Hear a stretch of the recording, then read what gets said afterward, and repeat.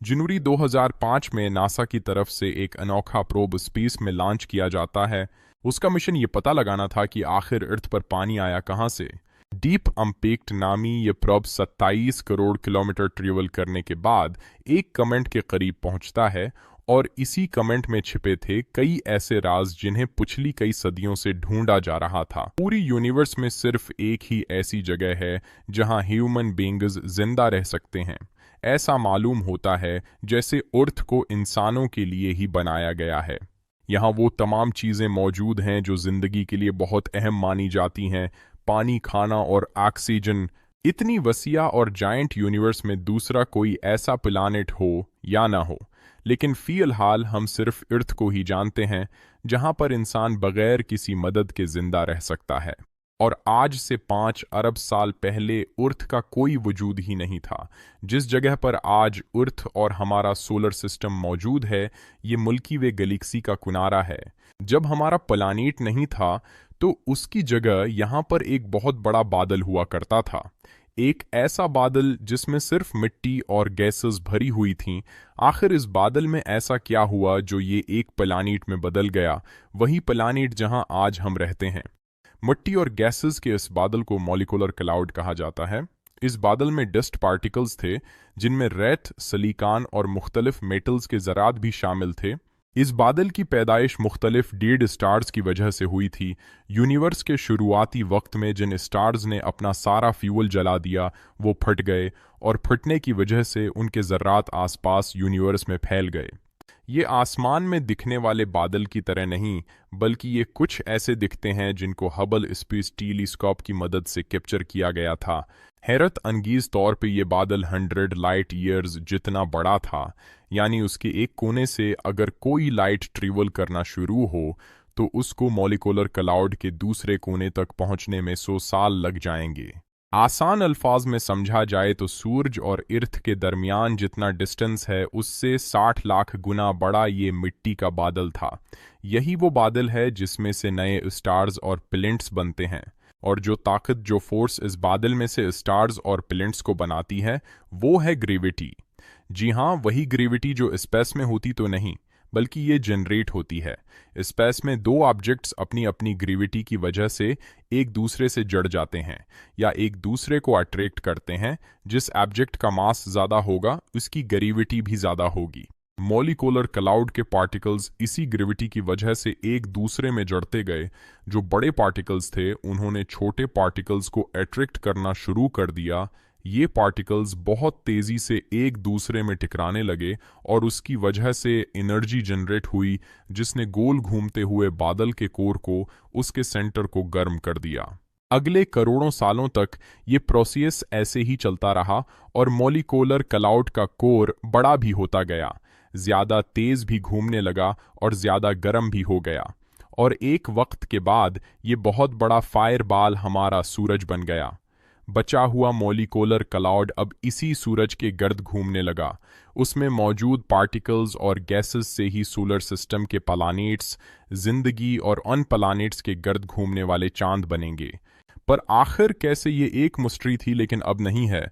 Molecular cloud से star यानी सूरज बनने के बारे में पहली बार एक हाइपोथेसिस 1700s में जर्मन फिलासफर एमेनुएल कांट और फ्रेंच स्कॉलर पियर साइमन की तरफ से पेश किया गया, लेकिन इस वक्त ये सिर्फ एक आइडिया था। इसके बाद 1920 और 1950 के बीच में जब टेलीस्कोपस काफ़ी एडवांस होने लगे तो एस्ट्रोनॉमर्स ने अपनी आंखों से स्पेस में कई ऐसे डस्ट क्लाउड्स को देखा जिसके अंदर नए स्टार्स का जन्म होता है। लेकिन उन बादलों के अंदर देखना टेलीस्कोप की मदद से पॉसिबल नहीं था। फिर 1970 और 1980 के बीच रेडियो और इंफ्रारेड टेलीस्कोपस की इन्वेंशंस ने ये मसला भी हल कर दिया। अब डस्ट और गैसेस के अन बादलों के अंदर देखना भी मुमकिन हो गया।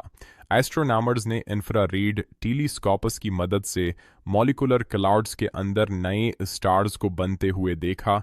इससे ये साबित हो गया कि नए स्टार्स मॉलिक्यूलर क्लाउड्स के अंदर ही जन्म लेते हैं और बादल के बच्चे हुए पार्टिकल्स से बाद में प्लैनेट्स बनते हैं।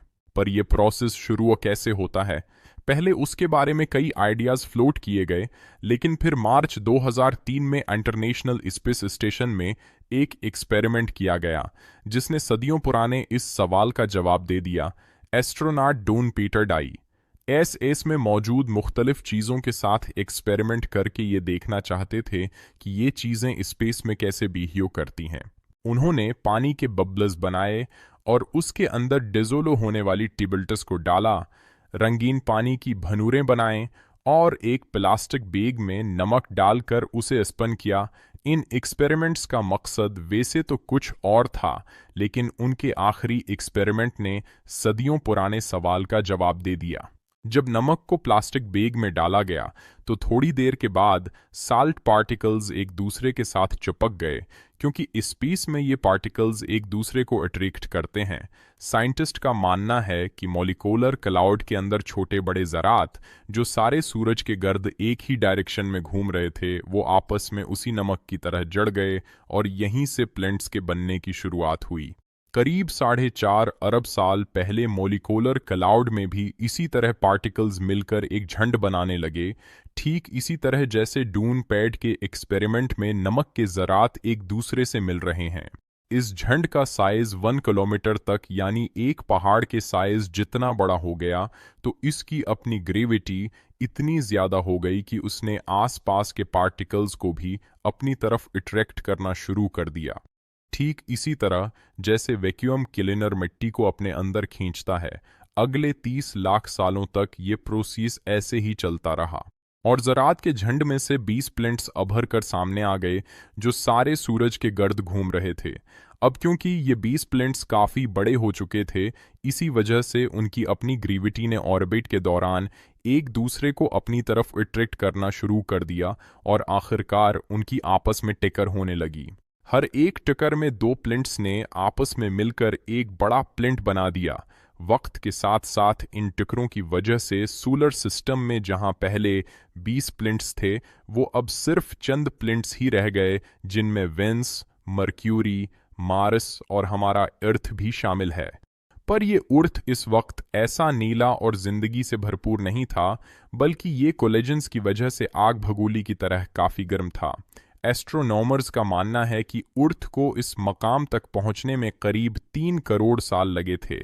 उस वक्त अर्थ का टेम्परेचर 5000 डिग्री सेल्सियस के करीब था, यानी अगर इस पॉइंट पर यहाँ कोई लिविंग ऑर्गेनिज्म आ भी जाता तो ये सेकंड से भी कम वक्त में भाप बनकर ख़त्म हो जाता।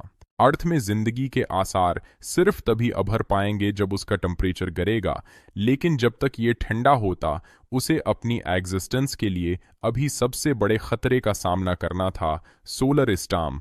जी हाँ, सूरज से निकलने वाली शियाएं जब भी किसी प्लैनेट में दाखिल होती हैं तो वो उसके एटमॉस्फेयर को काफ़ी नुकसान पहुंचाती हैं। यही सोलर स्टॉर्म्स दूसरे प्लैनेट्स में भी आते हैं और इसी वजह से वहाँ ज़िंदगी का बढ़ना मुमकिन नहीं होता। ज़्यादा दौर जाने की ज़रूरत नहीं। मार्स जो अर्थ का पड़ोसी प्लैनेट है, वहाँ सोलर स्टॉर्म्स ने ज़िंदगी के चांसेस को ख़त्म कर दिया है। पर इन्हीं सोलर स्टॉर्म्स का अर्थ ने मुकाबला कैसे किया, इसका सीक्रेट छिपा है अर्थ के कोर में। जब मोलिकुलर क्लाउड में अर्थ बनना शुरू हुआ तो इसका टेम्परेचर काफ़ी बढ़ गया। इस टेम्परेचर ने अर्थ को एक फायर बॉल बना दिया। पत्थर पिघल गए और इनमें मौजूद आयरन और निकल भी, क्योंकि आयरन और निकल का वज़न काफ़ी ज़्यादा होता है तो वो अर्थ के कोर में गिरना शुरू हो गए।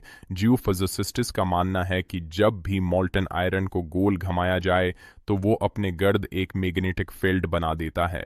अब क्योंकि अर्थ के कोर में मोल्टन आयरन की क्वांटिटी ज़्यादा है, तभी वो एक मैग्नेटिक फील्ड जनरेट करता है और स्पेस में इस मैग्नेटिक फील्ड का असर जहाँ तक रहता है उसे मैग्नेटोस्फीयर कहते हैं।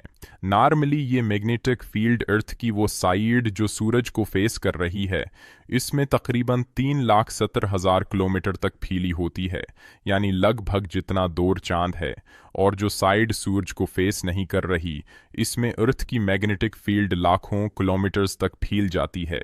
यही वजह है कि सूरज से निकलने वाली रेडिएशंस को ये मैग्नेटिक फील्ड रोक लेती है। नॉर्थ और साउथ पोल पर ये मैग्नेटिक फील्ड कमज़ोर होती है, तो यहाँ पर ये रेडिएशन एटमॉस्फेयर में दाखिल होकर पार्टिकल्स के साथ मिलकर अरोड़ा इफेक्ट पैदा करती हैं, जिन्हें हम नादिरन और सदरन लाइट्स भी कहते हैं।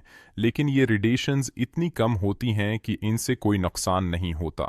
निया अर्थ सोलर सिस्टम्स का मुकाबला तो कर गया, लेकिन अभी भी ये ज़िंदगी के लिए परफेक्ट नहीं था। अर्थ को एक और मुश्किल तरीन मरहले से गुजरना था, एक प्लेनेट कोलिजन। इसका हमें कैसे पता चला? इसके लिए हमें 1960s में जाना होगा, जब अमेरिका ने अपोलो मिशंस के तहत एस्ट्रोनॉट्स को रिसर्च के लिए चांद पर भेजा। पहले ये माना जाता था कि चांद अर्थ का ही एक टुकड़ा है जो किसी वजह से अलग हो गया, लेकिन जब एस्ट्रोनॉट्स चांद से पत्थरों के सैंपल्स लेकर आए तो वो अर्थ के पत्थरों से मुख्तलिफ थे। मज़ीद तहकीक से मालूम हुआ कि चांद और अर्थ के पत्थरों में ऑक्सीजन आइसोटोपस एक जैसे हैं, जिससे ये साबित हुआ कि चांद कभी अर्थ का ही हिस्सा था, लेकिन शदीद गर्माइश ने उसे बदल दिया। इतनी ज़्यादा गर्माइश सिर्फ एक ही चीज़ पैदा कर सकती है, और वो है किसी दूसरे प्लेनेट का टकराना। जब अर्थ आहिस्ता आहिस्ता ठंडा हो रहा था, तो मार्स के साइज जितना एक प्लेनेट, जिसे थिया कहा जाता है, अर्थ से टकरा गया। इस टुकर से बेपनाह एनर्जी रिलीज हुई, और अर्थ और थिया के जलते हुए टुकड़े स्पेस में फैल गए। ये टुकड़े अगले हजारों सालों तक एक दूसरे के साथ जड़ते रहे, बिल्कुल वैसे ही जैसे मॉलिक्यूलर क्लाउड में पार्टिकल्स जड़े थे। और यूं चांद वजूद में आया। शुरू में चांद अर्थ के बहुत करीब था, और माहिरीन के मुताबिक वो आज के मुकाबले में 15 गुना बड़ा दिखाई देता था। लेकिन अब ये हर साल तकरीबन 1.5 इंचेस के हिसाब से अर्थ से दूर जा रहा है। साइंटिस्ट्स का मानना है कि थिया का टकराव और चांद का बनना वो दो इवेंट्स थे जिनकी वजह से आज हम जिंदा हैं। अगर ये ना होते तो शायद अर्थ पर जिंदगी कभी मुमकिन ही ना होती, क्योंकि इसी टक्कर ने अर्थ को उसके एक्सिस पर 23.5 डिग्रीज तक झुका दिया। इसी टलट की वजह से हमें मुख्तलिफ मौसम मिलते हैं। ज़मीन की एक फुल रोटेशन एक दिन बनाती है, और सूरज के गर्द एक चक्कर एक साल। जब नादरन हेमिस्फीयर सूरज के करीब होता है तो गर्मियों का सीज़न होता है, और जब दौर होता है तो सर्दियां आती हैं। इसी वजह से पूरे साल एक जैसी गर्मी या सर्दी नहीं रहती। इन बदलते मौसमों की वजह से मुख्तलिफ फल, सब्जियां, रंग, बारिशें और दरियाओं के ज़रिए पीने का साफ़ पानी मुमकिन हुआ। इसके अलावा चांद की वजह से समंदरी लहरें पैदा हुईं, जो समंदरी हयात के लिए न्यूट्रिएंट्स को फैलाने में मदद देती हैं। लेकिन सवाल ये था कि जब समंदर बने तो उनमें पानी आया कहाँ से? ये सवाल सदियों तक साइंटिफिक कम्युनिटी के लिए एक मिस्ट्री रहा। जनवरी 2005 में नासा ने डेप इम्पैक्ट नामी प्रोब लॉन्च किया, और उसे टेम्पल 1 नामी धूमकेतु की तरफ भेजा गया। इस प्रोब के आगे 350 किलोग्राम का कॉपर इम्पैक्टर लगाया गया, जो 4 जुलाई 2005 को 38,000 किलोमीटर फी आवर की स्पीड से धूमकेतु से जा टकराया। इस टिकर को रेडियो टेलीस्कोपस से कैप्चर किया गया। स्पेक्ट्रोस्कोपी के जरिए मालूम हुआ कि इस धूमकेतु के अंदर बर्फ की शक्ल में पानी मौजूद है। इससे साबित हुआ कि एस्टेरॉयड बेल्ट में मौजूद धूमकेतुओं के अंदर पानी पाया जाता है। माहिरीन के मुताबिक जुपिटर, जो सोलर सिस्टम का सबसे बड़ा प्लेनेट है, अपनी ज़बरदस्त ग्रेविटी से एस्टेरॉयड बेल्ट के कोमेट्स के मदार बिगाड़ देता है, जिससे वो सर्कुलर ऑर्बिट से निकलकर एलिप्टिकल ऑर्बिट में आ जाते हैं, और उन्हीं रास्तों से करोड़ों की तादाद में अर्थ तक पहुंचे। जियोलॉजिस्ट का मानना है कि पानी अर्थ पर इब्तदा में मौजूद नहीं था, बल्कि अर्थ की पैदाइश के तकरीबन 50 करोड़ साल बाद यहाँ आया। ज़रकून मिनरल की एज से भी यही साबित होता है, जो 4 अरब साल पुरानी है।